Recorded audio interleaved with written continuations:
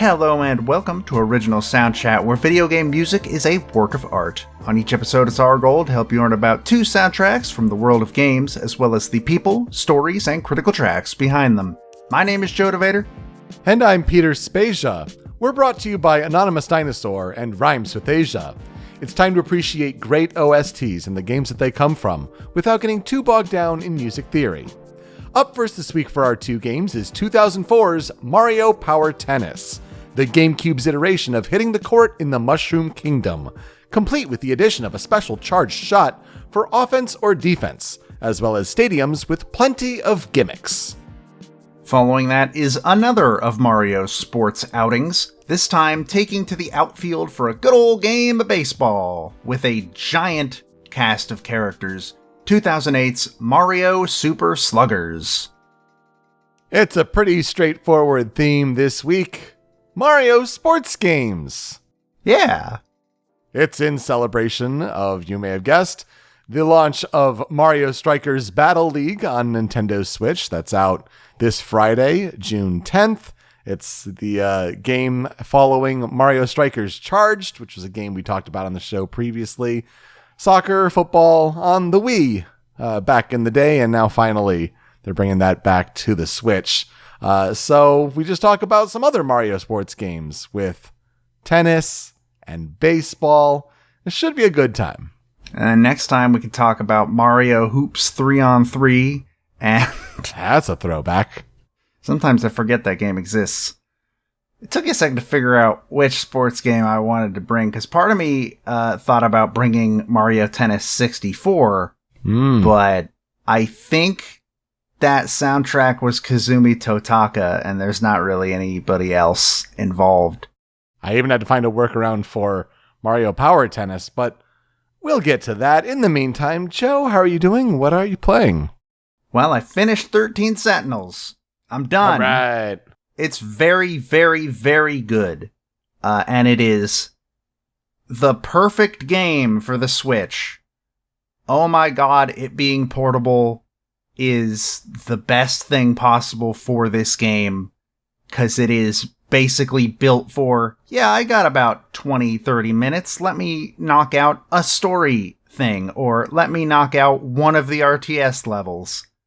Bam, done. It's super, super good, and I heartily recommend it to people, because it needs to make money. It deserves to make money. And then, to replace that, I started a game called Haunting Ground, which is a PS2 Capcom horror game that nobody else has heard of. I think it is one of the games that was Resident Evil 4, but then wasn't Resident Evil 4. It has some very uncomfortable theming, and I don't mean uncomfortable in like the Silent Hill sort of way, where it's, oh, I'm kind of like uncomfortable and unsettled. It's a lot of people are going to find the theming generally of this game to be very upsetting. And I would not blame anybody for that, but I'll have more to talk about that when I've played more of it. That is a title that sounds familiar. I'll be interested to hear what you think of it. I am still kind of stuck in a rut of like what to pick up for another game again. I gave Tunic a bit of a try. Maybe you put like half an hour into it. Like, it's a cute gist of that game, especially with the fictional language and picking up the pages of the user manual and all that. But something came up. I had to stop playing and just haven't gotten back to it. So that's about all. Part of me wants to try Tunic again, but I don't have time. I feel like I just don't have time. Yeah, that's super relatable. I get that for sure. Let's hit up some composer follow-up news. We talk about plenty of composers on the show and like to follow what they do in the game industry, how that ties into game industry news, especially with games that we've covered before. And it is not E3 time starting this week, or it's already started, you know, if you're listening to the episode's release here on Tuesday the 7th. But when we're recording, we're literally like 2 hours away from PlayStation's State of Play. So what's happening? That's already happened if you're listening to this now. And Jeff Keighley's E3 replacement show of Summer Game Fest is happening this Thursday on June 9th. The Xbox and Bethesda show is Sunday the 12th. Nintendo, as of this point of recording, still has not announced any direct plans if they're going to celebrate the season in any way with some announcements. EA canceled their EA Play show, and Ubisoft's reportedly is not happening in June, but something will happen later this summer. So should be a big season of announcements and new games, maybe with some composer tie-ins. I think there's a large chance Nintendo will be this month, but I think they will be next week, not this week at time of release. That is my prediction, personally. Yeah, give themselves some space. Is there anything you're looking forward to seeing announced? Not really, honestly. Give me an Oxenfree 2 release date, and that's about all I need right now. Everything else will just be a pleasant surprise. And I'm looking forward to hearing more about some of the smaller stuff that is coming to the Switch and being sad about all of the PS5 exclusives I don't get to play. Yeah, Oxenfree 2 may show up at that Tribeca festival. That'd be interesting. I think we're going to get a God of War Ragnarok release date. Whether or not they stick to that is a whole other thing. But I feel like that's going to be PlayStation's tie-in to the Keighley Fest. Either that or a Last of Us remake announcement. One of those two big things, but this State of Play coming up here, I feel like we'll get some small things. Maybe some Capcom news. Maybe some Final Fantasy 16? I don't know. That's just spitballing before the event actually starts. But yeah, it should be interesting. Well, apparently Final Fantasy 16 is done, according to Yoshi P. Like the game is finished, and they're just polishing it. So anytime now. Yeah, it could come out anytime now. They could, during this week, say like, yeah, it comes out next month. It comes out in July. Good luck. I don't think it will. I think it'll come out in like November, personally. But we'll see. Meanwhile, hey, do you like free games? Yeah. Well, there are free games that you can get right now at time of listening. See, God of War 2018 is free on PS Plus throughout the month of June. Definitely absolutely worth picking that up if you don't already have it. Super Meat Boy is free on Xbox Live Gold for the first half of June. And then in about a month, we're going to be talking about a game called Calico, just a little indie game that I was supposed to talk about a couple weeks ago, and then illness. But you can now get that free on Amazon Prime Gaming if you are in the mood for something a little more laid back and casual. Yeah, just want to make those aware to people, and games that we've talked about before, and one that we will be discussing in the future. So give it a shot now, and it'll be a little more relevant when we have the conversation about it. And speaking of games that are kind of lumped free into subscriptions, Assassin's Creed Origins and Disc Room are now out today as of the time of episode release on Xbox Game Pass. Assassin's Creed Origins being added as part of Ubisoft's exploration with Game Pass and how they want to bring some games over. This is totally separate from what they're doing with the PlayStation Plus sort of tiers that we talked about a couple weeks ago, and how they're bringing their Ubisoft Plus Classics lineup there. This also ties in because Assassin's Creed Origins just got a 60 frames per second patch for those playing on PlayStation 5 and the Xbox Series consoles. So definitely recommend giving that game a shot, and especially because of its soundtrack by Sarah Schachner. And play Disc Room. Oh yeah, for sure. That's a neat Game Pass edition. If you have Game Pass, you owe it to yourself to give Disc Room at least like an hour. You can roll credits in an hour, and then there's still more to do after that. So, play Disc Room.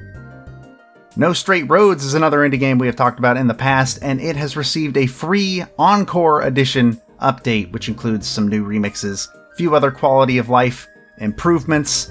I might go back and see if I can't finish what I started because of this update. I don't know. We'll have to find out. Oh, I hope so. That'd be nice to kind of check that one off the list. And one of the big game announcements as far as the pre-not E3 cycle was the Pokemon Company saying, hey, Here's a random update of a Pokemon Scarlet and Violet trailer, showing some of the features, confirming that it's going to be the first open world game in a mainline series. Here, finally, in Generation 9, you can play the gyms in any order, tackle the world however you want to. We'll see how that actually goes about. And there's supposedly some 4-player co-op. Not sure if it's online or how that'll work, but okay, neat. Also things like hot professors with Sada and Turo, based off of Passada and Futuro, since it's based on the Iberian Peninsula, with Spain, Portugal, a bit of France. Talking about past and future seem to be the big themes, especially for, Koraidon and Miraidon as the legendaries there. Looking a bit, past and future. Seems to be a big theme there.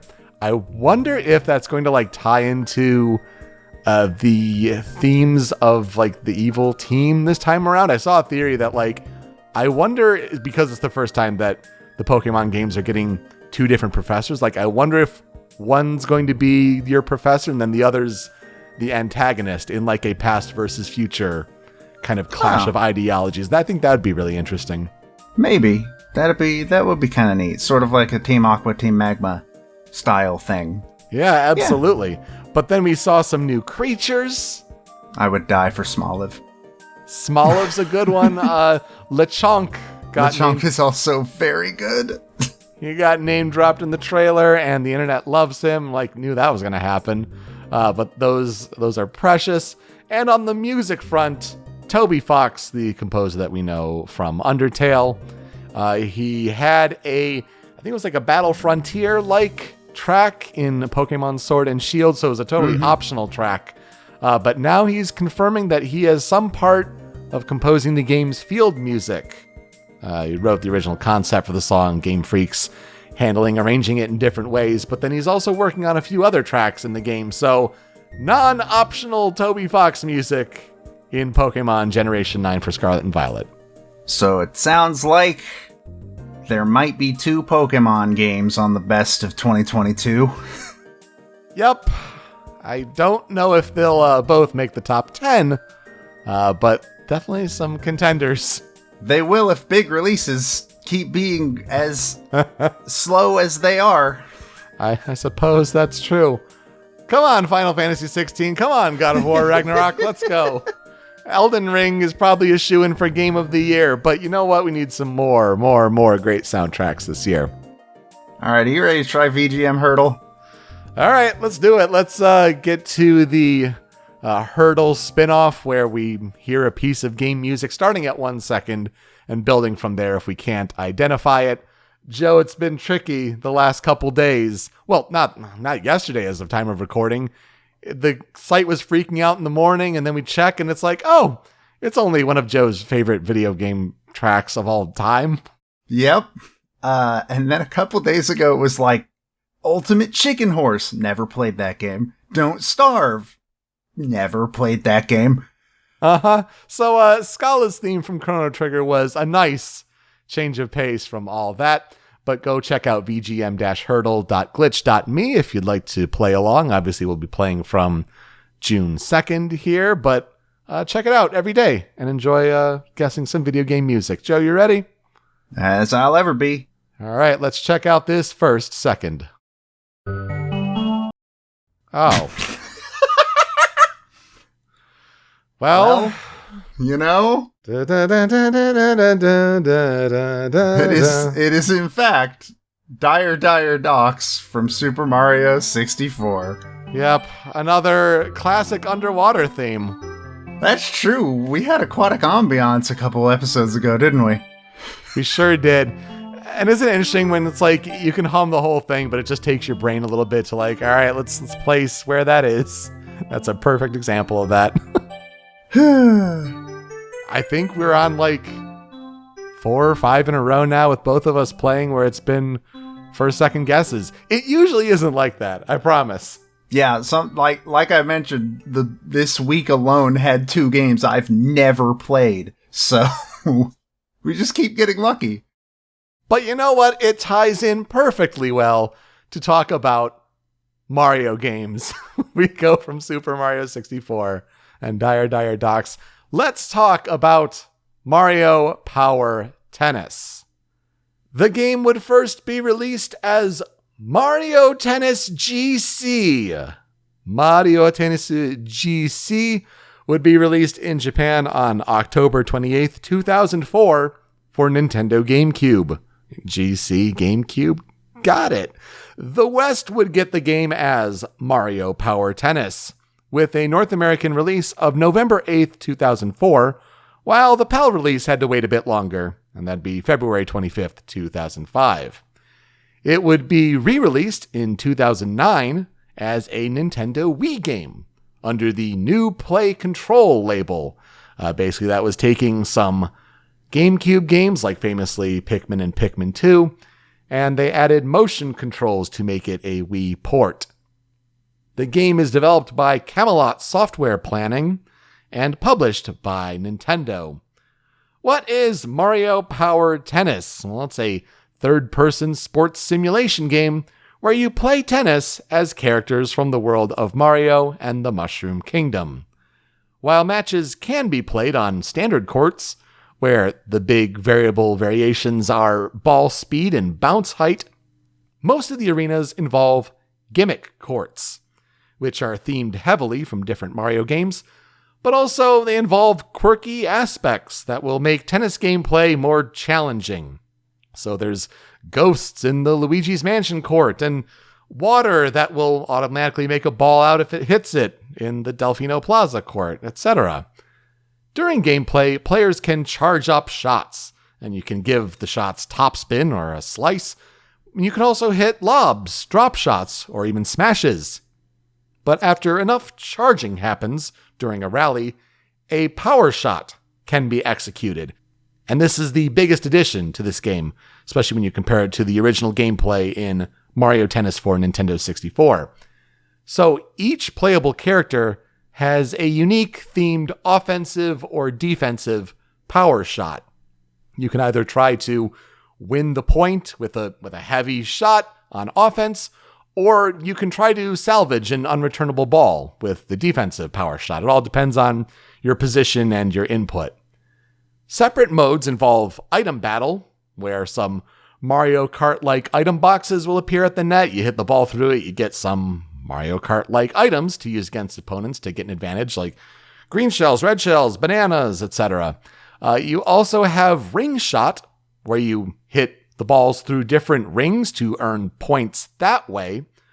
Or you also have a variety of 8 special games, like Artist on the Court, where you hit colored globs at a paint-by-numbers wall to try to complete the painting. It's all supposed to help you get better at the accuracy of where you're hitting the ball, all these different little mini-games. There's a weird little story to Mario Power Tennis, and it's all really in the opening cinematic before you even get to the title screen. So, after their defeat at the Peach Dome Tennis Tournament at the hands of Mario and Luigi, Wario and Waluigi deface the tournament bracket board and find themselves chased by local police. The spot they try to hide from the cops just so happens to be Bowser's secret lair, and the Koopa King puts them through rigorous training to be ready for a big plan, where, with Bowser's help, Wario and Waluigi hijack the tournament finals to launch bombs at Mario and Luigi, without using any of their secret big tough training. So the heroes of the Mushroom Kingdom use the power of tennis and their rackets to return the ball-shaped bombs to their server, causing big explosions and saving the day. Ultimately, though, you're playing tennis. So the big question is, can you take your controlled character or characters in doubles to win the biggest tournaments? And Joe, here's where I'll ask you, what are our experiences with Mario Power Tennis? So as a kid, I absolutely adored Mario Tennis 64, and went back and played that on NSO recently, and it turns out that game is still pretty damn good. I don't like Mario Power Tennis. I played a little bit of it, both the GameCube version and I've also played the new Play Control version. I don't know what it is about it, but I don't like it. This was a game I played a lot as a kid, with the GameCube being the first console I owned with my brother, and played this. And I think I may have played Mario Tennis like with a couple friends on N64, and it was fine and all. But to finally own a Mario Tennis game and play it rather extensively, a lot of fun. But the gimmicks are garbage. They're nonsense. They're not fair, and they feel like the game is actively cheating against you. At least that's how it felt when I played with my limited game experience back in the day. Haven't really played since. It's been upwards of maybe 15 years since I've played Mario Power Tennis. But it's one I still have sitting in my collection on GameCube. Didn't really bother playing the Wii version because I still had that GameCube version, and put that in the Wii. That's fine. Didn't need the swinging controls. That was what Wii Sports was for. But yeah, really enjoyed playing this game, as long as it's like the standard, non-gimmick gameplay. I really enjoy it. And so when looking up development information on this, I knew it wasn't a Nintendo developed game. Obviously, when the game starts, it's Wario and Waluigi naming off the companies of Nintendo, Camelot. So I do like those. I enjoy those opening logos with them. It's better than just a fade in, fade out sort of splash. But you do remember Camelot as being an important part of this game, and it sure is, because Camelot had a team of about 30 people develop this game. And they had previously tried to work on a GameCube version of Mario Tennis that would have been deeper with more serious gameplay, while also sacrificing Mario-esque gimmicks. They put this more on the back burner to focus on Mario Golf Toadstool Tour, which was being developed simultaneously for Nintendo GameCube. But they would then take ideas and technology from this golf game and then bring it into the renewed attempt at Power Tennis, the tennis game. So Camelot had received some cooperation from Nintendo in relation to voice acting and animation, which I found a quote here that said, quote, "It contributed quite a bit to the improvement of the game's graphics." I mean, yeah, it makes sense. Get the Nintendo in-house people to help kind of boost up the Mario representation. Though one of the things that helped a lot with, all the animation was this 5-minute opening sequence to the game that plays out like a short film.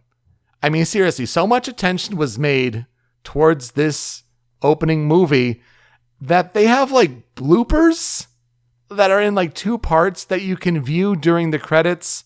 Like Pixar style. Yeah, those kind of bloopers where they're not really genuine and they feel very forced, and they're not that funny as a result. But yeah, you can view them during the credits after you win the most difficult tournaments. And so they spent that much time on the animation. So if that was one of the biggest difficulties, is it really worth it when most people are just going to skip over it when they're loading up the game? I don't know. Anyway, there are also thoughts of giving the game online multiplayer through the GameCube LAN adapter. And at the time, the team at Camelot thought, "I don't think you can play a tennis game online under the current internet environment and feel satisfied." That was probably for the best. Yeah, that's probably correct. The characters that are in Mario Power Tennis include a lot of the standards, Mario, Luigi, Peach, Daisy, Wario, Waluigi. Waluigi, of course, the character created in the original Mario Tennis, and of course making the return there. Bowser, Donkey Kong, Diddy Kong, Yoshi, Bowser Jr., Koopa Troopa, Boo, and Shy Guy. And then they have a few unlockable characters, being Fly Guy, Paratroopa, Wiggler, and Petey Piranha. It's interesting to note how on the character select screen, you can toggle if the character is left or right-handed. Just with the button, it kind of toggles it back and forth. And you can also unlock star versions of the character. If you go through the tournament mode and use that character to win the Star Cup, which is like the most difficult of the World Open, the non-gimmick tournaments, you unlock a star version of that character that essentially hits harder. The ball would go faster coming off their rocket. So you can toggle that version of the character as well. And then the stages, there's Peach Dome, which comes in hard court, clay, and grass court varieties. And then you have a lot of the themed stages that, really are there to be gimmick courts, but can be played without that if you want. There's Luigi's Mansion, Delfino Plaza, Wario Factory, Gooper Blooper, DK Jungle, and then unlockable stages of Bowser Castle and Mario Classic, which harkens back to the original arcade Mario Bros. The GameCube version of Mario Power Tennis reviewed decently well, with a Metacritic average of 80, but the Wii version didn't hold up so much at 65. Points of praise include the presentation, the variety of play and minigames, and the gameplay mechanics and fundamentals that hold up even better when it's with additional players and not just CPU AI. The criticisms involved annoyances with the gimmick courts and way longer than necessary animations on the power shots that you couldn't really skip them, while motion control issues plagued the Wii port. Yeah, that'd do it. Mm-hmm. That version is dramatically worse. It's not great. And it would make sense why you just had a feeling that it wasn't that fun on Wii, probably because of that. But it sold 1.16 million copies on the GameCube, putting it ahead of Metroid Prime 2 Echoes and Pikmin 2 as the 29th best-selling GameCube game of all time. It did fall just shy of Donkey Konga, though. Donkey Konga being Reggie Fils-Aimé's game from his time at Nintendo that he hated because he thought it would destroy the Donkey Kong brand. Mario Power Tennis was nominated for Console Action Sports Game of the Year at the Academy of Interactive Arts and Sciences Awards. Those are the awards we now know as the DICE Awards. It lost to Tony Hawk's Underground 2. GameSpot named it 2004's Best Alternative Sports Game across all platforms. So, not really a game that was going to stand out much on the awards front for a Mario Tennis game. But the Mario Tennis series continued with a 2005 companion GBA game to Mario Power Tennis called Mario Tennis Power Tour. Oddly enough, it's called Mario Power Tennis as well in Europe. After the Wii port of Power Tennis in 2009, Mario Tennis Open launched for 3DS in 2012. Then there was Mario Tennis Ultra Smash, which was kind of seen as a bare bones installment for Wii U in 2015. I completely forgot that game came out. Oh yeah, it was reviewed pretty poorly. I think it was like a 55 or something on the Metacritic. Not great for that one. But then 2018's Mario Tennis Aces has been well received for Nintendo Switch. It sold well, like over 2 million copies, with lots of DLC character support. It even brought back the return of a single-player story mode that the Mario Tennis game on Game Boy Color, as well as GBA's Power Tour, had. The thought of not adding one in Power Tennis was that it was seen as more of like a deep single-player, kind of on a handheld thing, not necessarily something that you'd have with multiple players playing on a console. To talk about the music for Mario Power Tennis, well, it's a bit complicated because the music was composed by Motoi Sakuraba. And we know Motoi Sakuraba from many games, but we talked about him in episode 20 for his work on Kid Icarus Uprising, but he's the Tales of music guy and plenty of other things. So where do we go for talking about Mario Power Tennis? Let's go to talking about Masaaki Uno. And Masaaki Uno was born on March 12th, 1964 in Taito, Tokyo, Japan. He had an alias of M. Uno back in his composing days, and he began his career in the gaming industry as a composer for Telenet Japan's Wolf Team. Wolf Team! Wolf Team, the subsidiary, the team there, he joined back in 1987, and so that meant he worked closely with Motoi Sakuraba all the way back then. Then Masaaki Uno joined in co-founding Camelot in 1994. He's sometimes had a producing or a coordinating role on their games, but he is primarily their sound director, and it seems like he still is today. So Masaaki Uno had some composition works of note, including the Arcus game. There's like a 3 of those games, but seemingly the first one he worked on. There's a game called Granada and also Final Zone. But being a sound director is where his credits really shine, with Shining Force 3, Mario Golf, Mario Tennis, Golden Sun, Mario Power Tennis, Mario Golf Advanced Tour, Mario Tennis Power Tour, Golden Sun Dark Dawn, Mario Tennis Open, Mario Golf World Tour, Mario Tennis Ultra Smash, Mario Sports Superstars, Mario Tennis Aces, and most recently, Mario Golf Super Rush. So yeah, still at Camelot, working as a sound director. So the tracks for Mario Power Tennis, composed by Motoi Sakuraba, Masaaki Uno as sound director, and they also got some sound support from the one and only Koji Kondo, especially since some of his themes are used as reference throughout the different stages. And so let's talk about those different courts. A lot of the tracks on this soundtrack, which it's just a lot of game rips because it doesn't have an official soundtrack release, but it's interesting to hear all of the varieties of music and how the tracks are changed up just slightly to fit the moment. We talked about in Wii Sports how like during tennis gameplay, like, oh, it's quiet as they hit back and forth. Well, now this is a Mario Tennis game. The energy is totally different. Let's have music going the whole time and then mix it up based on the intensity of the moment. So you have an intro for the court. You have an exhibition theme for the main gameplay. There's a ring shot or item battle theme, depending on if you're playing in those 2 modes. There's a game point theme, a tiebreaker theme, and also a set or match point theme, and then followed by if you won or lost on that stage. And so it's taking like the main theme of that course, which often is related to different Mario games in the past, and then kind of putting different spins on them. It's really neat. So let's hear examples of what these tracks are composed by Motoi Sakuraba on these different Mario-themed courses. But, the first one we have to start with for Mario Power Tennis here on the Critical 5, the first one here is Title Screen.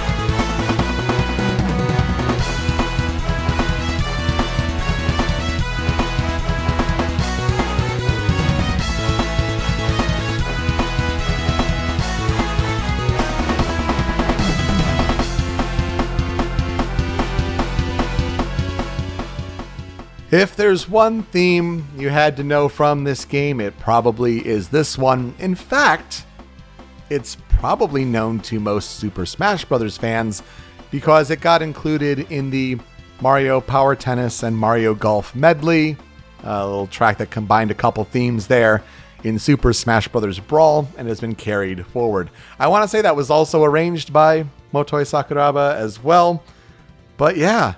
This is the theme that gets played there. So if you remember that from the Brawl soundtrack, this is the original. It sounds pretty close, honestly, to what was included in Brawl. But yeah, just a classic theme with, strong brass midis that, big use of midis here on the GameCube, but they sound pretty good. And also that bass that kind of gets doom digga doom digga doom digga doom digga doom, kind of a little rockin' beat there. I think a good example of, we'll hear the different kind of midis that you can hear on GameCube. Just a nice little wide range here. But then when we go and talk about a Wii game, Joe, I think the big thing is we're just going to hear how those midis have improved. Because this isn't an orchestrated game by any means, both games. I think for a Mario game, they just kind of, rely on these instruments and then see what they can do with them. Mm-hmm. I do 100% mostly know this theme through Super Smash Bros. Brawl. That arrangement is really good, actually. I think it's one of my favorite songs to put on the Mario Kart stage, because that's where it is, I believe. That sounds right. Yeah. Yeah, it's got some good energy to it, and this is the tone I think of when I think about Mario Sports. It's just, we're here to have fun, and this song sounds fun and cool and good. It's a Camelot style, that's for sure. I feel like I spent most of my time with Mario Power Tennis playing on the Peach Dome court, and so this was a theme that was drilled into me. This would be Peach Dome Exhibition.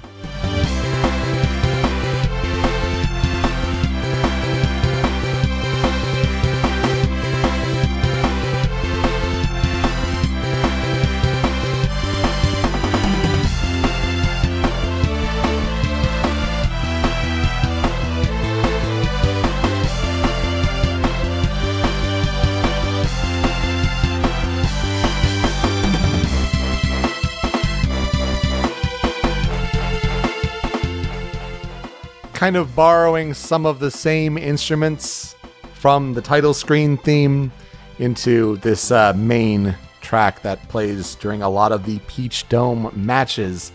Although definitely a lighter sort of feel to this one, especially with the strings going through here. Almost a little reminiscent of Peach's Castle theme from Mario 64. It's not, borrowing the same melody, but that same sort of lighter string-based feel, not really with the plucking strings, but sort of a royal air to it here. All while that bass is still giving you that energy. I just feel like this is a really important one to kind of establish, when you're learning how to play Mario Power Tennis, you're probably going to go for the simplest court. No gimmicks, none of that, and you're going to be playing on this court a lot. So, yeah, that's a big one. I think it's an important one to include here for number 2 on the Critical 5. When I heard this, for some reason, my mind went to is this a remix of something from Mario Tennis 64? And it doesn't seem to be. There is a song later on down the line that is, I believe, absolutely at least taking cues from a song in Mario Tennis 64, but it feels very similar to some of the soundtrack of that game, I feel like. Which I was wrong. Earlier in the episode, I said Kazumi Totaka did that soundtrack. He didn't. It was Motoi Sakuraba. Because, of course, it was. But, yeah, it feels very reminiscent of that. Yeah, and just a good starting foundation. But then when you start to go to some of the other courts, and they take inspiration from Mario games that have already released, well, we gotta get to Mario Sunshine. So number 3 on the Critical 5, this track here is Gooper Blooper Tiebreaker.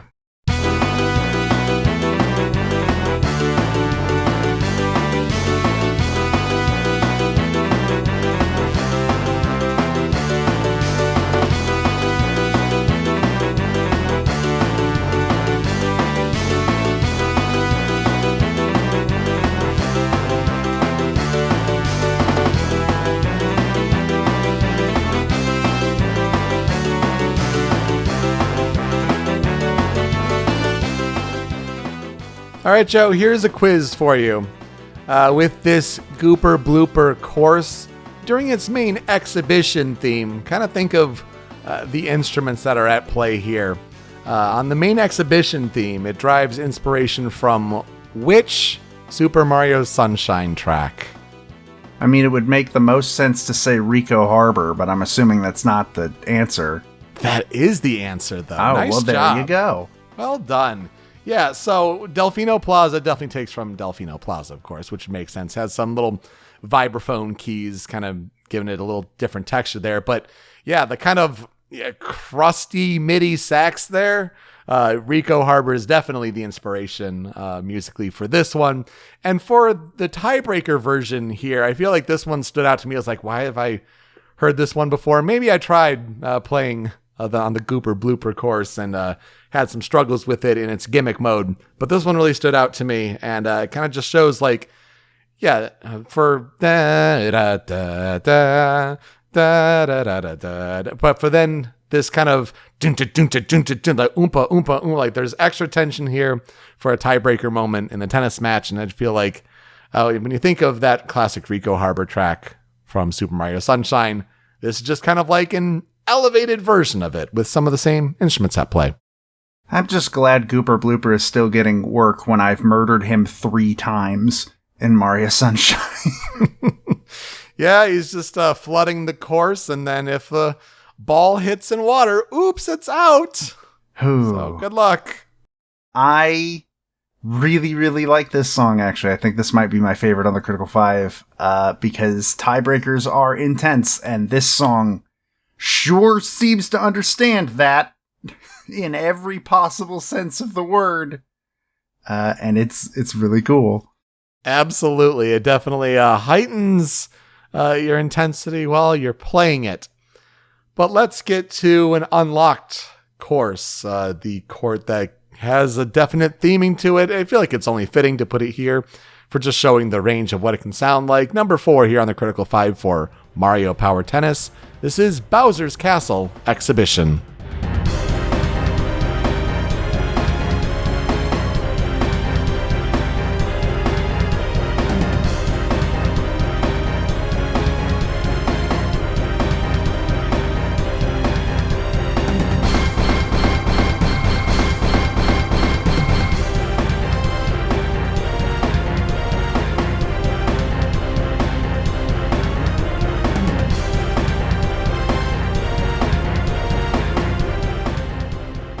Just a totally different vibe on this one, but still also very fitting for a Bowser's Castle course, where I think like it tilts and it makes it difficult to move on at parts.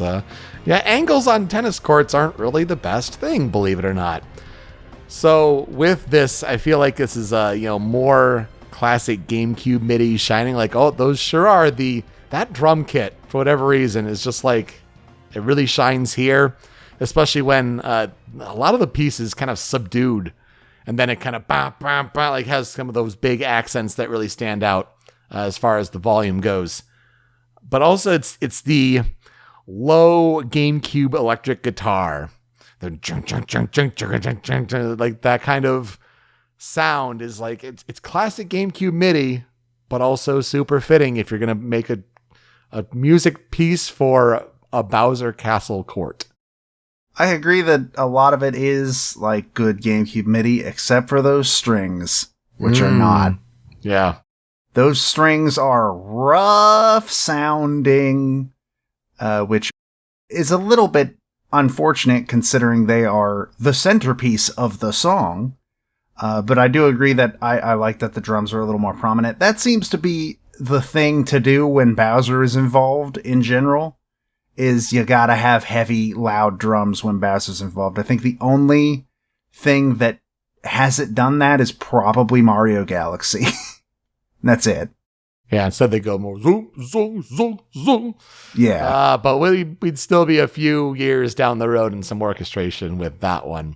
It just has a kind of final bossy feel here, and I like that. But the real stakes get amped up with wrapping up the Critical 5 here for Mario Power Tennis. This one is World Open Finals.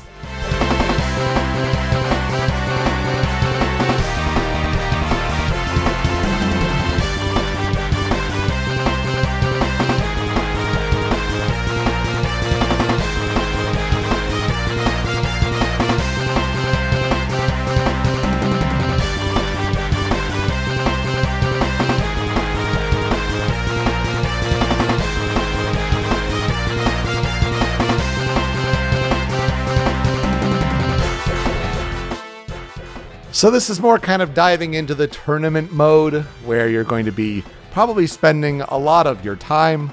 The World Open is where you're not involved with the gimmick masters, so to speak, all the gimmicks on the courses. But here, it's the finals of whatever tournament you're in. You kind of start with like an opening round, and then you get to the semifinals, and then you're here in the finals. And this just shows the tension that's playing here. Again, kind of playing on a lot of the same themes and instruments that are kind of established as like the Mario Power Tennis theme, but just extra attention here for the finals. I feel like this track is remembered pretty fondly outside of the main title screen theme. And just like the Peach Dome track, this feels very Mario Tennis 64, like it came from the same place, but with the instrument set of the title screen music, which is kind of neat to hear those two styles sort of meld together, if that makes sense. Mm-hmm. And yeah, I agree. It's got a tension to it. I mean, it's just the World Finals. Why would there be tense? Yeah, don't mess up or you won't get that star character and you'll have to start all over. Yeah, no big deal. It's fine. Couple tracks here on the cutting room floor. I have two. This is another one that is pretty well known, but I just couldn't put the title screen theme and this one. This is Menu.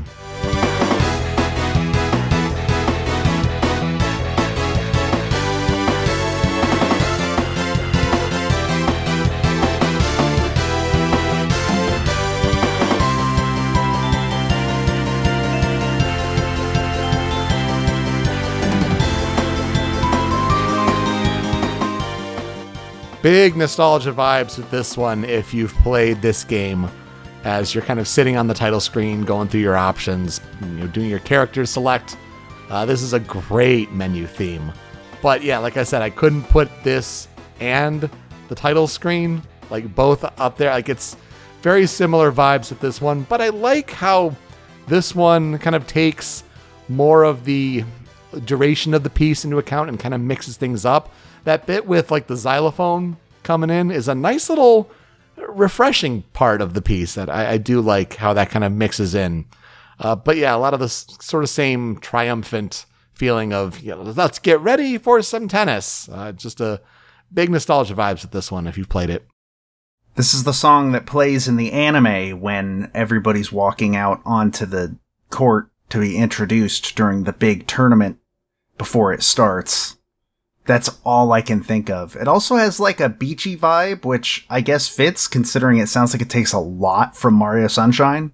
Mm-hmm. I mean, it's the most recent mainline Mario game that had been released, so yeah, that makes sense. Mm-hmm. Yeah, it's pretty good. The other one here on my cutting room floor is Peach Dome Match Point.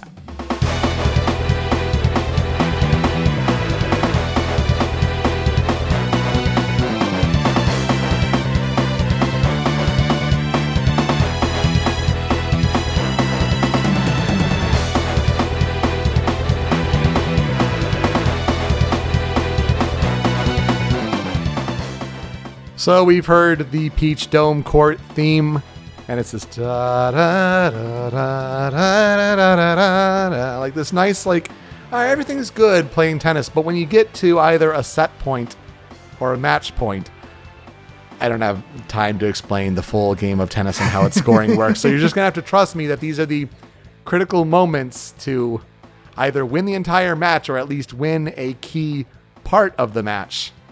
Wow, you kind of hear the same sort of instruments at work, but now it's the drums going crazy and like everything is really turned up. And like, I feel it's a good example if you wanted to compare the two side by side of like, you've got your bass level, but then you got like crank it up here. And so you can just imagine of like Luigi's Mansion to then being like, oh, big, tense and scary, or just compare it across the board. I think it's a good example. And so this is another one, this track, when it played, jumped out. I'm like, oh, yep, definitely remember this one from all my time playing. So it's not a direct remix and it's not even a direct like adaptation or anything. But I find it kind of interesting that this song actually, I keep saying that songs remind me of Mario Tennis 64. This one reminds me specifically of a specific song in Mario Tennis 64. And that's its set point and match point theme.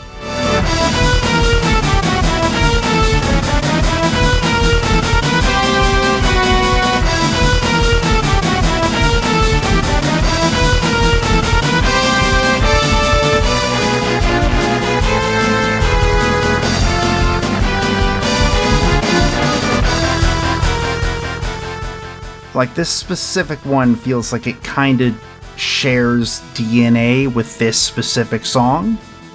And I'm wondering if, like, any of this song came from it and then went backwards from there. Yeah, probably some inspirations, like that drum part where it kicks in and goes hard. I mean, I'm sure Motoi Sakuraba was kind of digging through, like, all right, what did I do for the previous one? How can we involve it? That's really interesting. That's a good find. So what will I never forget about Mario Power Tennis? Honestly, it was the garbage of the gimmick courts. And it was why I couldn't unlock all the characters, because some of those were like, you had to, get pretty good and win some of those gimmick tournaments. So, like, I don't think I ever unlocked Wiggler or PD Piranha. I knew that they were a thing. The internet still was a thing in the mid 2000s. So I was able to look it up, and I'm like, I'm not going to be able to fight through all the nonsense. So honestly, though, it's a fun time. I didn't have too much multiplayer experience with it, and I feel like that would have helped a lot. But it was a lot of me playing this game on my own, and good times with it, certainly. But it's been years. It's been a long, long time. I just don't like it. I just didn't like it. Mario Tennis 64 Supremacy to the end. I didn't play much Aces, even though I own it, and what I did play is very good. But yeah, I don't know what it is about it. Not a fan of Power Tennis. Oh, and that's the crazy thing, too. I don't know how I haven't mentioned it since then. I have not played a Mario Tennis game, a newer one, since then. And I don't know what it is. Like, I feel like I really like Aces, but, not itching to go and try it. And, again, I'm sure I'd like it, but just haven't. Also, a lot of memories of Shy Guy's defensive power shot, of him taking his spear and, like, extending it to ridiculous degrees to save a ball that had just been smashed. It's just power pull extend, baby. Yeah, pretty much, yeah. So, some good memories, but also some that's nonsense memories as well. So to transition to our next game, we like to highlight a fan cover or fan remix, whether it's on YouTube, OC Remix, wherever. Not too much out there for Mario Power Tennis, but I did find someone on YouTube called Double Powered Station, and they put together their own arranged spin on World Open Finals plus menu. And that's what they called it, World Open Finals plus menu. They had it as if it were, assuming that Waluigi made it as a character to Super Smash Bros. Ultimate. So what would a remix of these two songs from Power Tennis be? Let's put that spin in. So that's his take. I just thought that was interesting. Waluigi will never be a playable character. Just throwing it out there. Anyway, please enjoy that, and we'll be right back.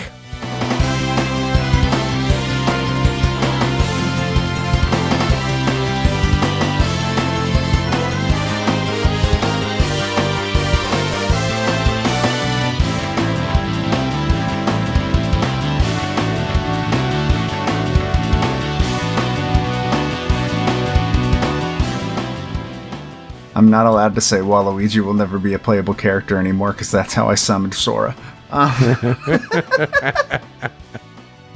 But anyways, my magic cursed tongue aside, let's talk about our other Mario sports game of the week. That's Mario Super Sluggers, which was released in Japan as Super Mario Stadium Family Baseball. Which is such a long name. Okay, Nintendo never change. It was released for the Wii on June 19th, 2008 in Japan, August 25th, 2008 in North America.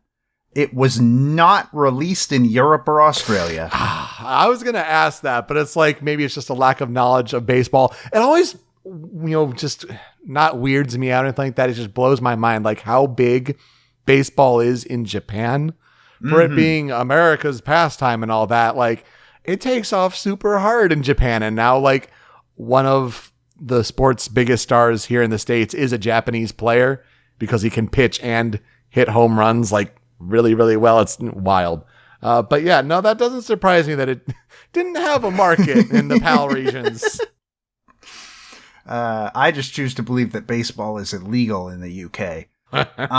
They have rounders. They have cricket. That's that too. That's basically baseball. And we somehow get some weird cricket game over here, I think, I think there's a cricket video game for some reason. I don't know. Yeah, Monster Factory did an episode on it, and it was terrifying. And they didn't know anything about cricket. It was great. But yeah, Japan absolutely loves baseball. One of the main characters of Yakuza 5 is actually a baseball player, and baseball plays a big part in the plot. It's interesting. So, Mario Super Sluggers itself was developed by Namco Bandai and Now Production, and published, of course, by Nintendo. It is the sequel to 2005's Mario Superstar Baseball for the GameCube. And it's exactly what it says on the box. It's baseball. It's a game where you play baseball, but with the Mario characters. But obviously, it's Mario'd up a little bit, just like Mario Tennis is. You've got items like Koopa shells and banana peels, and there's this weird chemistry mechanic that if you put players next to each other that like each other, so let's say you put a Koopa next to a Goomba, they work well together, and they can do different abilities like a super jump that will let them catch home runs, or a laser throw that will throw very, very fast towards a base of your choice. Interesting. That's so weird. It's really, really weird. And obviously, again, like Power Tennis, there are fields with gimmicks and hazards. They're not as bad as Power Tennis's is, but they're also really weird. We'll get to some of them when we get to the Critical 5. One of the big problems with this game is, remember how we talked about Mario Power Tennis and how when it went to the Wii, didn't really translate great with the motion controls. Well, guess what was a core focus of Mario Super Sluggers? You gotta swing that bat. You gotta throw that ball. Which, granted, makes a little bit more sense for baseball than it does for a tennis game where you can charge your hits. Yeah. I guess. It can be played with a lone Wiimote, much in the same style as Wii Sports, or you can play it with a Wii Remote and Nunchuck, or you can play it with a sideways Wiimote, which I'm pretty sure is how I probably played it, but I don't remember. I didn't use the motion controls, I'll tell you that for free. At least they gave you the option. Yeah, some of them don't give you that option. You can pick between 12 team captains, and then you can mix and match their players. These captains and their teams are the Mario Fireballs, the Luigi Knights, the Peach Monarchs, the Daisy Flowers. Really, really creative name there, Daisy. The Yoshi Eggs, the Birdo Bows, Wario Muscles, which is the weirdest name, which I guess fits. My favorite, the Waluigi Spitballs. The DK Wilds, another super creative name in the Diddy Monkeys, the Bowser Monsters, and the Bowser Jr. Rookies. So good selection there from sort of some of the more major Mario characters. But there's also a cast of like players outside of the captains, and this cast includes just about every minor Mario character you could possibly think of. Modern, at least. Like, there's no Wart or Tatanga or anything like that, but like, every Mario enemy possible, including Petey Piranha, is also in this, and if you have him play as the catcher, he eats the ball. Amazing. It's great. But it also has a surprising number of Donkey Kong characters, including Funky Kong, Tiny Kong, Dixie Kong, Critter, and, in his final game appearance for a decade, King K. Rool. Yeah, that's right. Yeah, he would not appear in another video game until 2018's Super Smash Bros. Ultimate. I mean, it makes sense to have all these characters. I mean, you got 9 players on a baseball team, for those that don't know. So it's got to add up. And it's not like, they shrink it for, Mario Strikers, where it's just like, 5 players and the keeper. So you can get away with some, side characters. But yeah, a nice variety. And I can only imagine how that chemistry sort of feature gets even crazier with all of those vectors. But despite this giant cast, no WarioWare characters. Still. Why are they not allowed to be in the sports games? I don't get it. This is 2008. We're past smooth moves.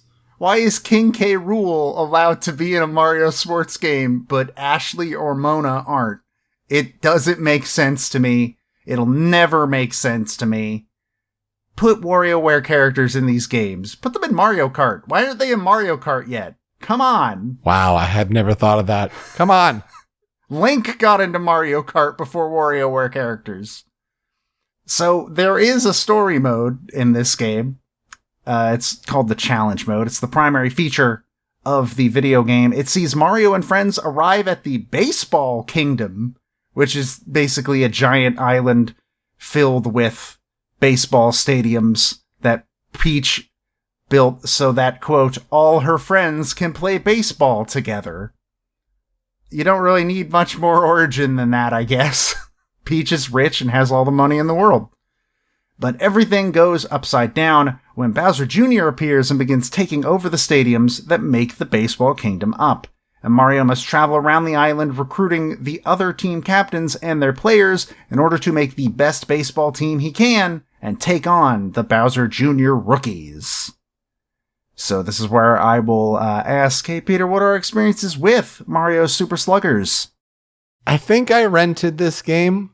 I gave it a shot. I played a game and ended up winning like 20-0. And I was like, all right, cool. That was fun. And I haven't played it anymore.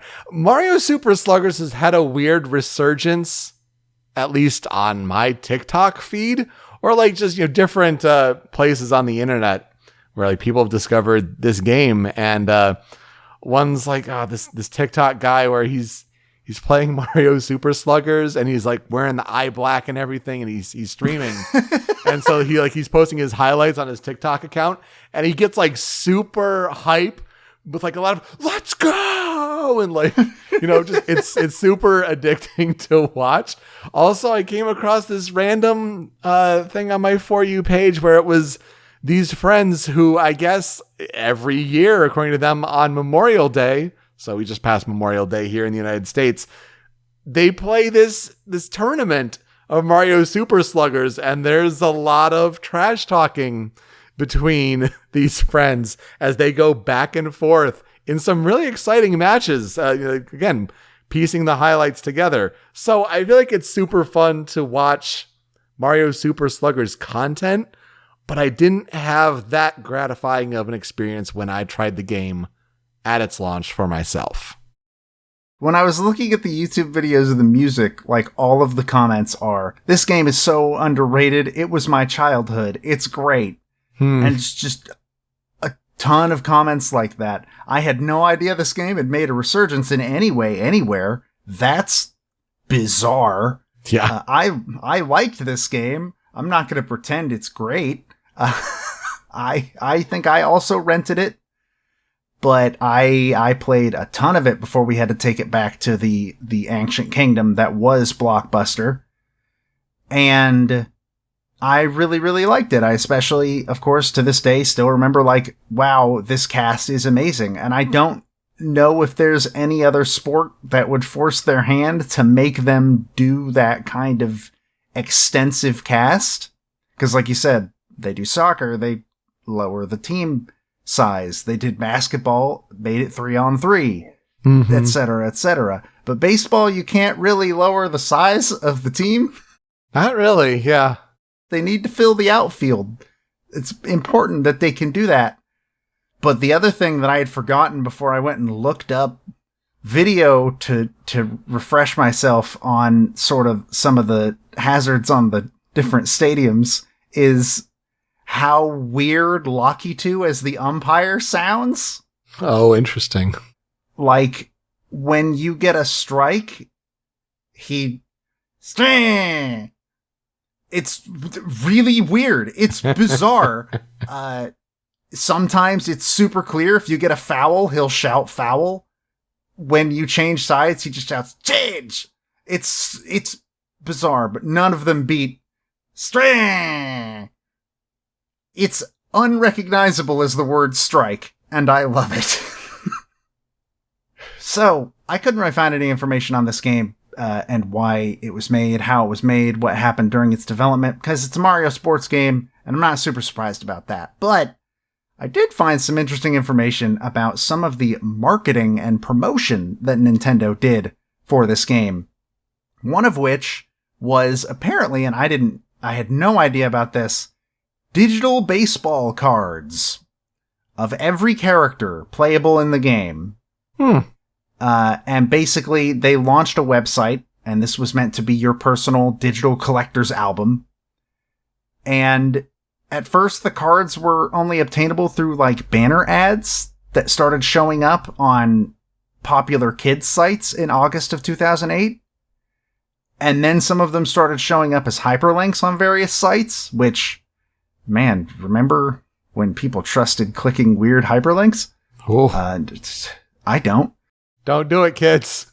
And then they would start showing up on sites like YouTube and stuff. And I don't understand what that means. I guess in ads still? I have no idea. All for collecting digital baseball cards.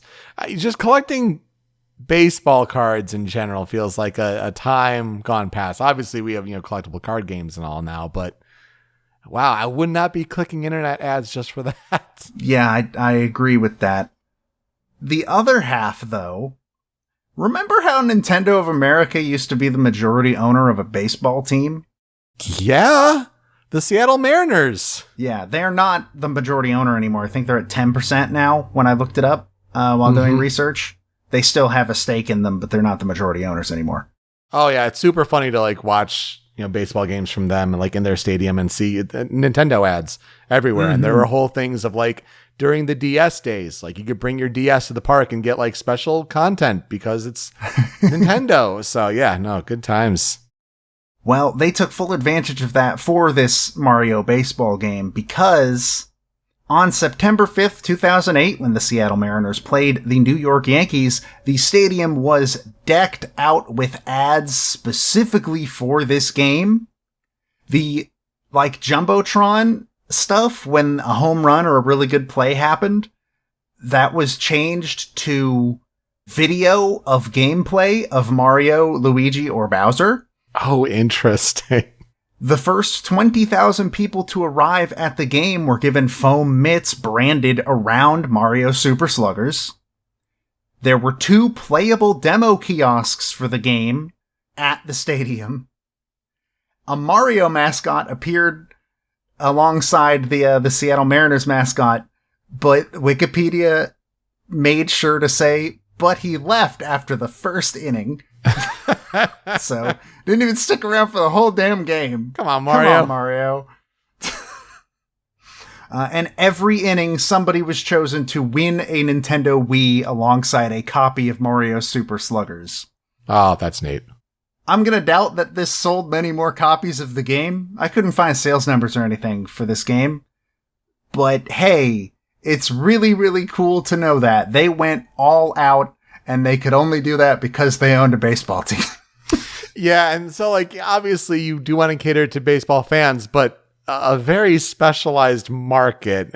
Interesting.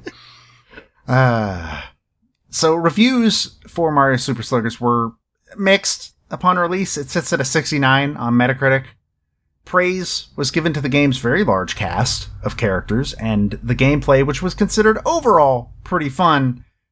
But there was also a lot of criticism for its control schemes, mostly the, oh my god, I don't want to do these motion controls, please stop it, as well as a complete lack of online play.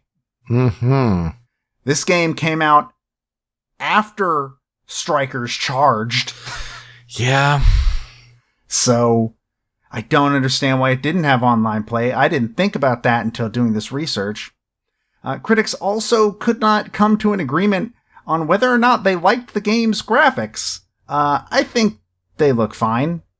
It's a Wii game. It's not like they're going to look the best, but they look fine, in my opinion.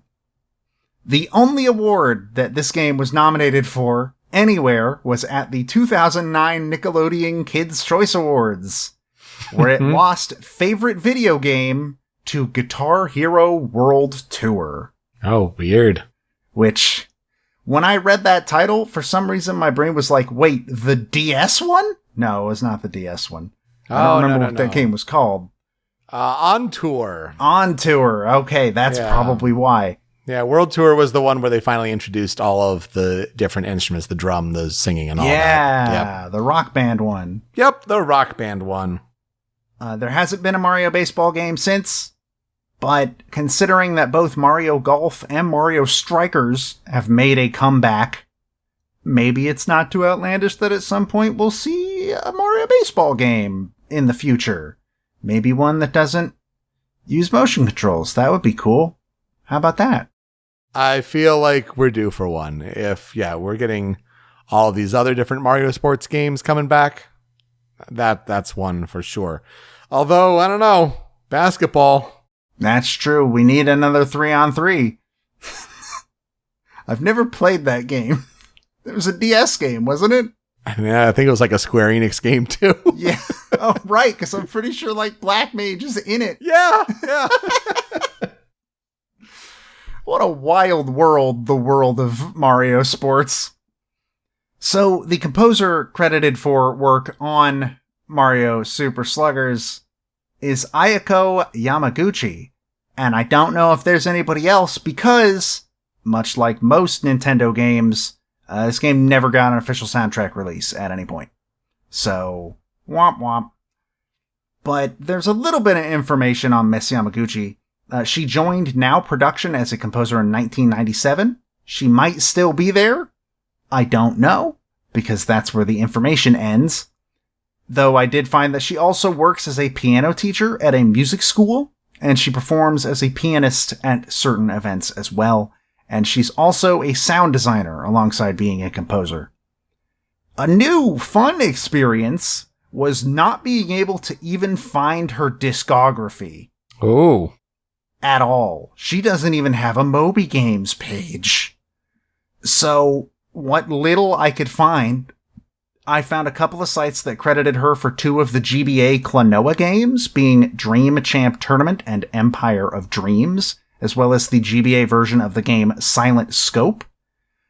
I had another site claim that she has worked on various Bakugan games, and she was also the main composer for the original Mario Superstar Baseball as well. But that's all I could find. There is a neuroscience researcher named Ayako Yamaguchi. It's not the same person, but that certainly made it a lot harder to search. That's always fun. So, for historical development research, again, there's none. No official soundtrack release.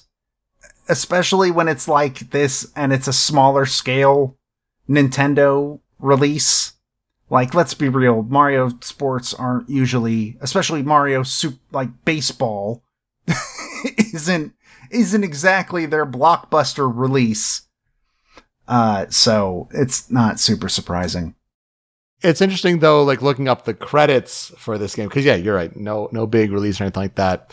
But for sound on the credits for this game, there's Ayako Yamaguchi, Masashi Sugiyama, Nobuhiro Ouchi, and Kazuyuki Fujita. So on the video version, we just have it credited to Ayako Yamaguchi at all. There's no way to determine who composed what. And then there's even like a separate songs part of the credits where there's like 20 names. Like it's insane. So who knows? Beautiful. Thanks, Nintendo. You really knocked it out of the park on that one. Baseball jokes. So let's get into the 5 critical tracks, shall we? And the first one is a song I'd actually forgotten about, but came rushing back the instant I heard it. This is Character Select.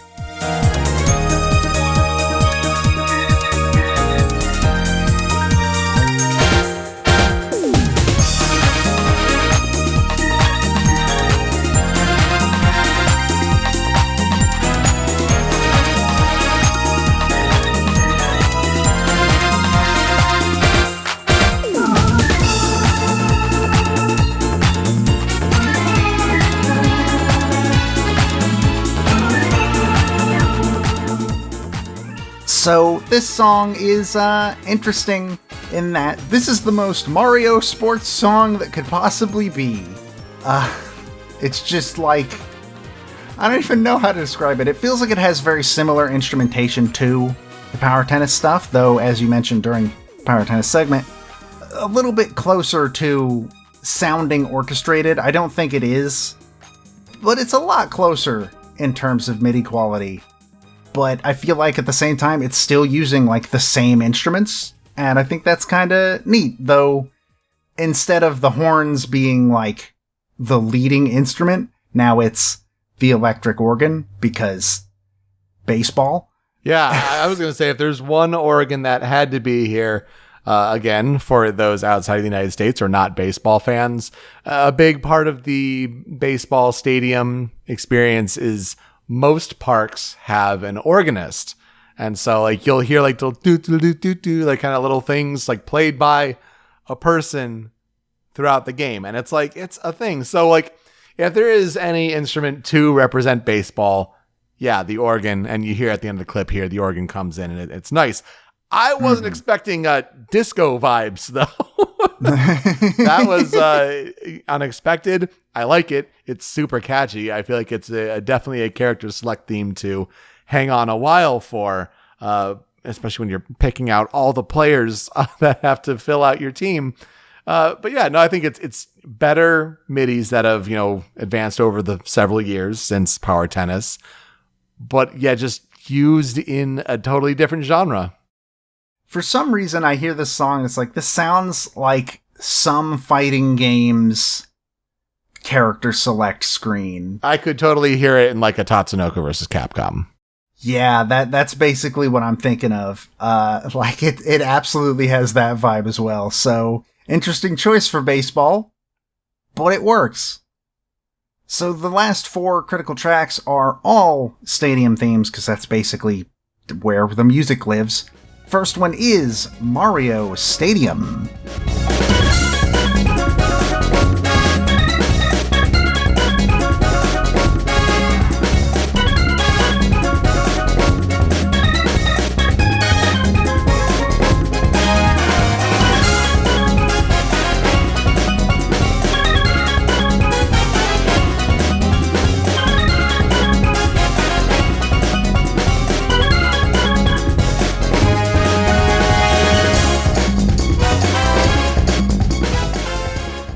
Mario Stadium is home of the Mario Fireballs. Much like Peach Dome in Power Tennis, which is just a tennis court with no gimmicks, Mario Stadium is a baseball stadium with no gimmicks. It's just a baseball stadium.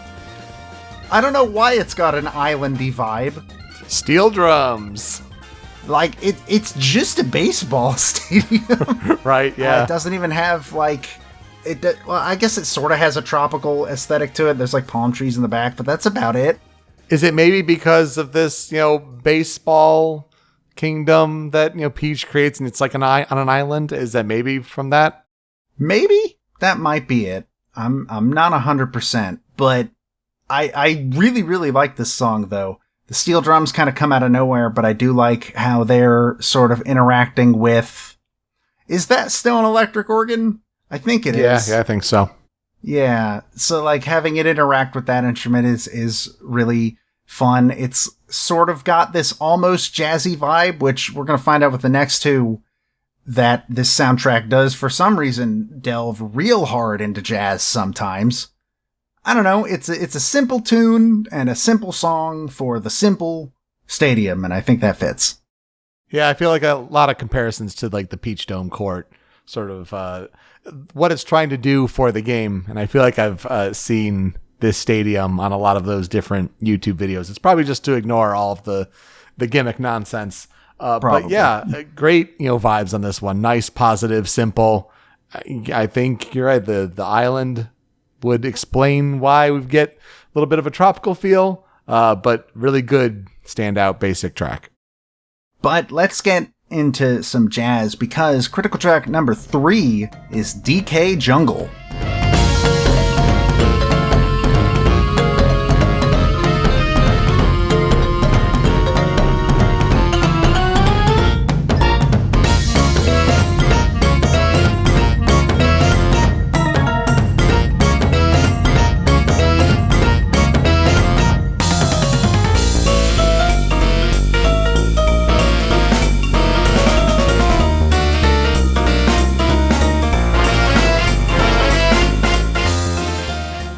you might be listening to the song and thinking, that sounds familiar. That's because it's the only Donkey Kong song that's allowed to exist.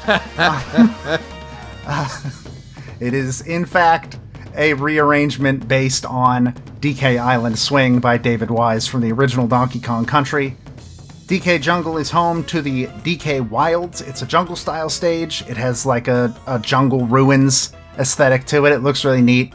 There's barrel cannons that shoot barrels that roll across the stage, which I watched like 10 minutes of a match on this field.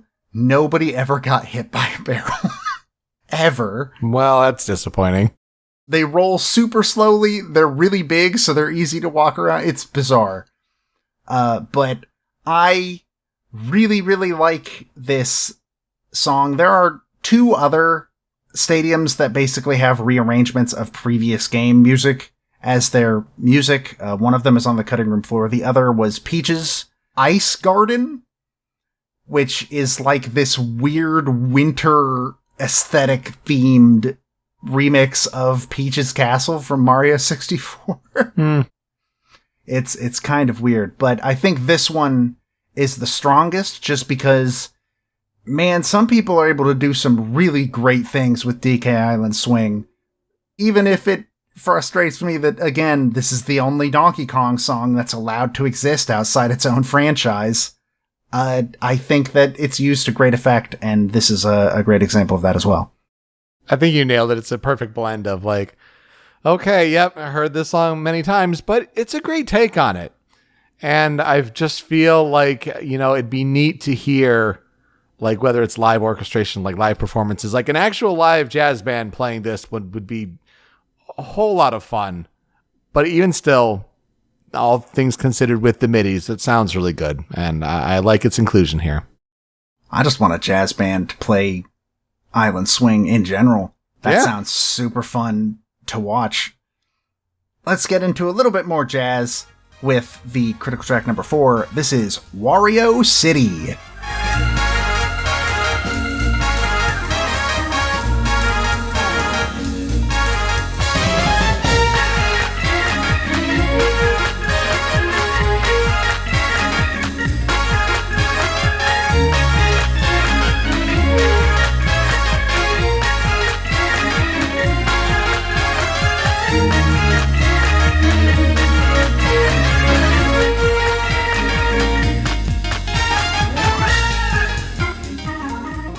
No, it's not Diamond City.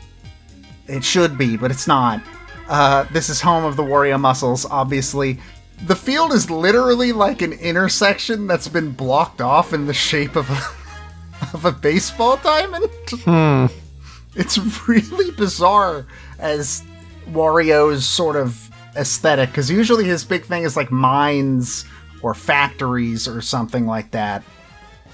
That being said, the gimmick or hazard of this stage is like manholes that are slowly shot up on jets of water sometimes, and then they come back down. Again, watched like 10 minutes of a match. Nobody ever touched them. I don't think that the hazards are annoying in this game. I think they're just ineffectual. I don't know. But I really, really, really dig this song. It is so much fun. Like, talk about a song that I want to see a jazz band play live. I would pay to see a jazz band play this and the last track live, 100%. Again, not entirely sure why it is Wario's thing. I don't think the aesthetic quite fits him, but whatever, it's a great song.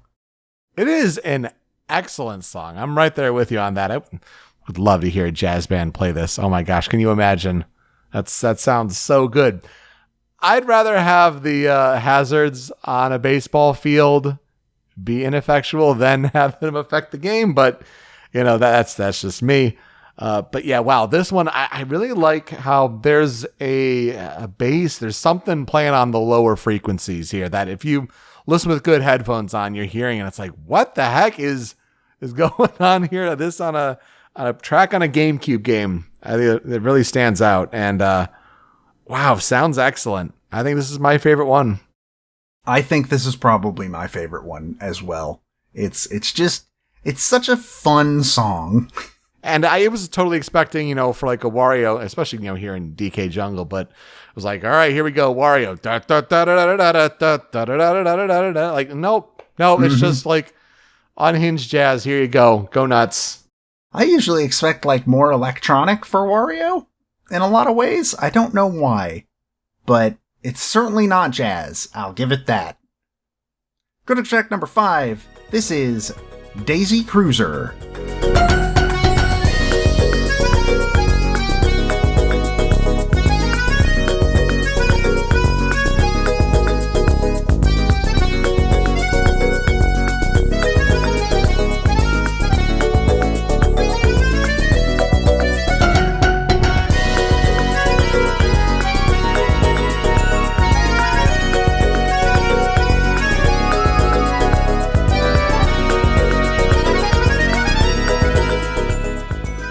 The stadium is, of course, home of the creatively named Daisy Flowers, which you named your team the Flower Flowers.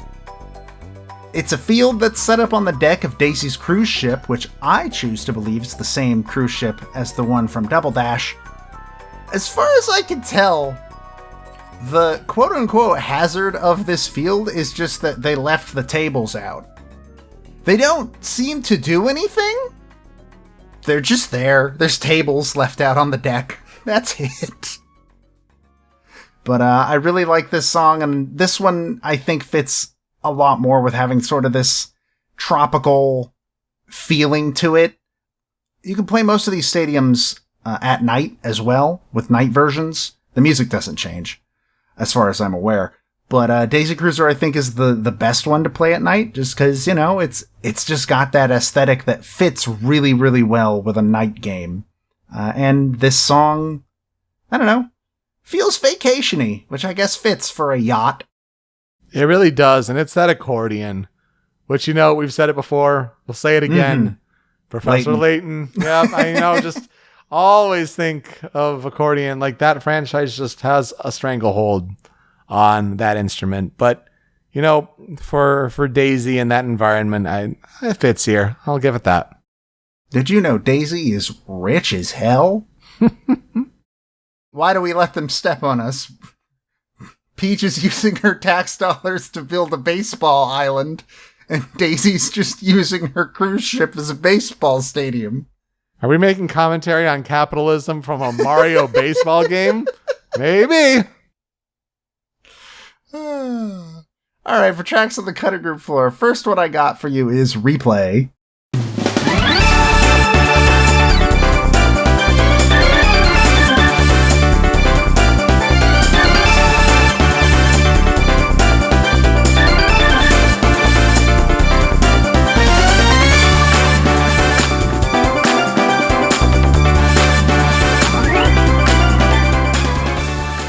This is a really fast-paced song for a thing that probably lasts maybe 10 seconds, and also most people probably skip.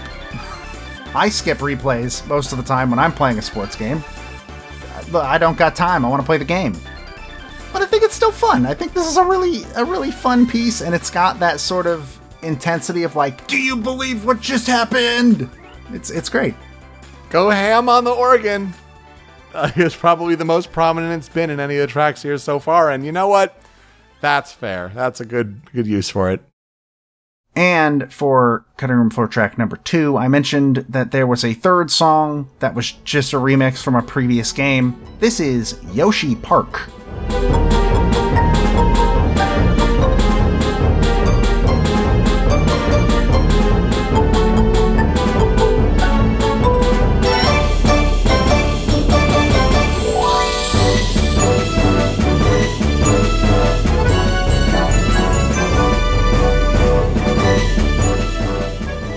This song is a rearrangement of the main theme from Yoshi's Story, the N64 game, which I had forgotten that was a song. The stadium is also decorated aesthetically like Yoshi's Story, with like a bunch of paper cutouts and a pop-up book sort of aesthetic and stuff. This is the home of the Yoshi eggs, if you didn't catch that. There is a train that runs along the perimeter of the outfield, and there are also warp pipes in the outfield. I don't know what they do because nobody ever used them, but they're there.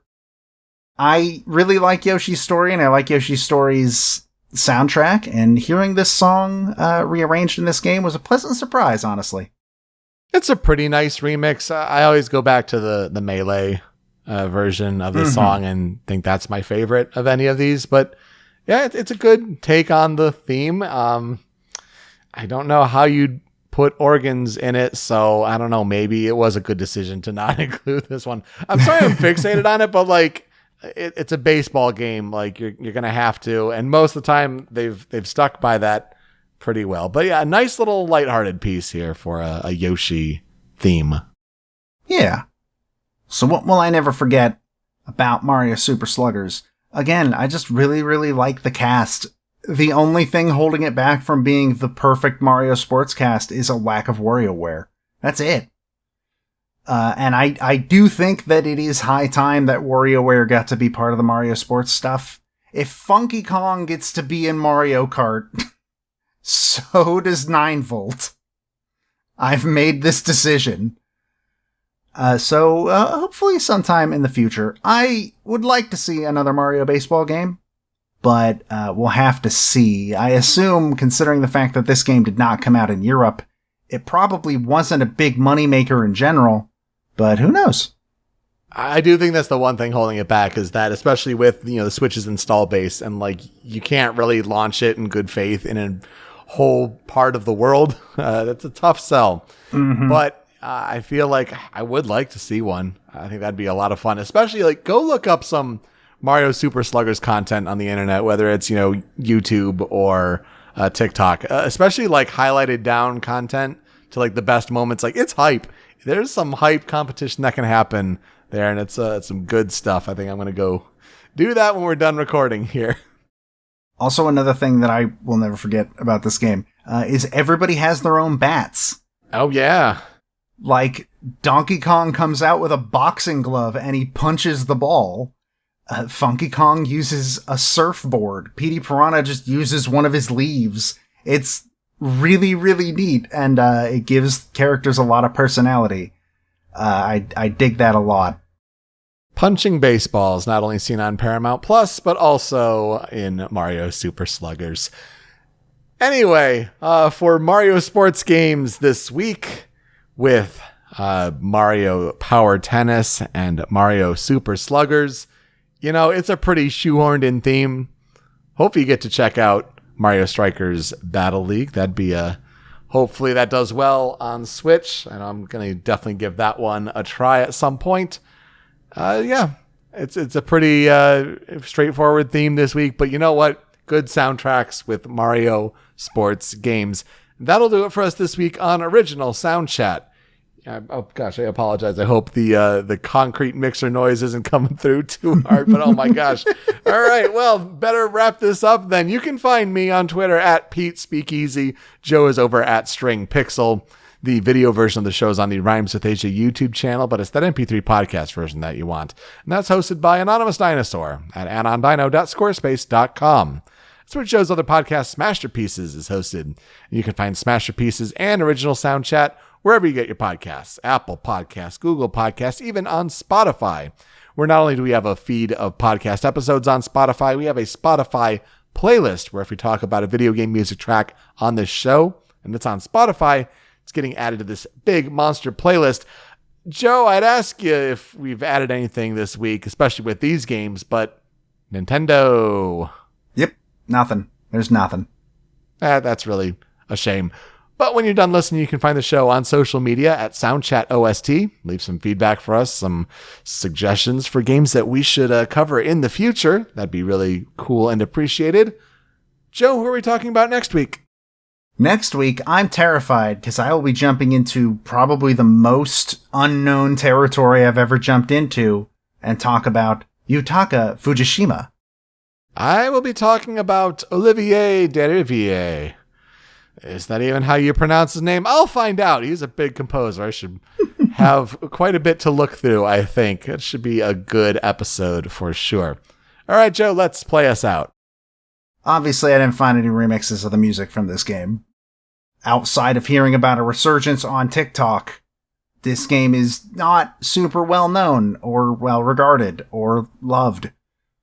But that's fine. So I'm just going to put another song from the game on here. And, you know, there happens to be a Bowser's Castle field as well in Mario Super Sluggers. So we're going to play that. Apparently, it's a remix of the new Super Mario Bros. Castle theme? So that's an interesting poll. But, hey, that's cool. Enjoy that. Why not? Thank you so much for listening this week on Original Soundchat. We'll see you next time. Take care.